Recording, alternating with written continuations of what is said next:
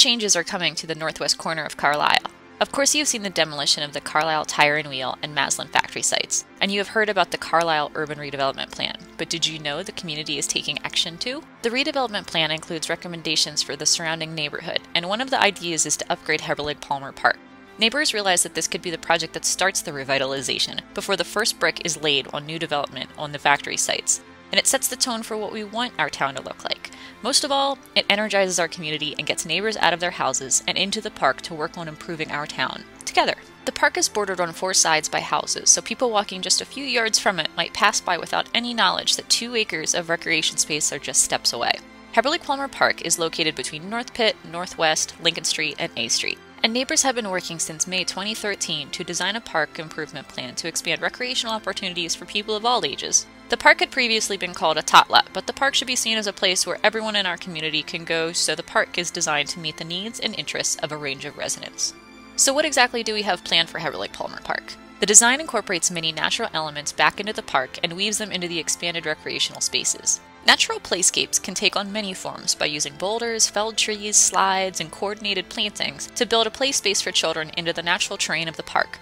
It allows children to run and climb and play the same way as on large playground equipment, but gives more flexibility in design and encourages creativity. Shiloh Baptist Church anchors the park on the southwest side and used to hold a summer gospel series there. We would love to encourage more performance events in the park by building a natural amphitheater into the hill. This can double as spectator seating for youth baseball or soccer games on the playing fields, and since it would be located next to the playscapes and would be made of stone and grass, it can be an extension of children's play space when it isn't being used for events. The sad lopsided grills will be removed and brick grills will be built that can stand the test of weather and time. New picnic tables will accompany the grills near the pavilion, expanding opportunities for the park to host children's birthday parties and community and family picnics. Just a few yards away will be the game tables for checkers and chess, where young and old can meet for games in the park. A walking path will allow residents of all levels of ability a safe route for exercise that makes full use of the 2 acres the park provides. The path will guide you through one of the most unique additions to the park, the edible landscaping that will include raised garden beds, berry bushes, and fruit and nut trees. Because the park is in the middle of a diverse community that includes many residents living on subsidized incomes, we saw an opportunity to help address issues with food insecurity in Carlisle by using edible landscaping instead of only ornamental. Anything grown in the park will be freely available to anyone, but because the park is located in an area where many residents need assistance, it is in walking distance for those who could benefit the most from the food the park will provide. These plantings will also provide educational opportunities for children by showing where our food comes from and allowing them to pick food themselves. Other additions will focus on improving security by installing uplighting to illuminate the park at night, and the addition of a security camera will help deter criminals and provide law enforcement better tools to combat crime in the park.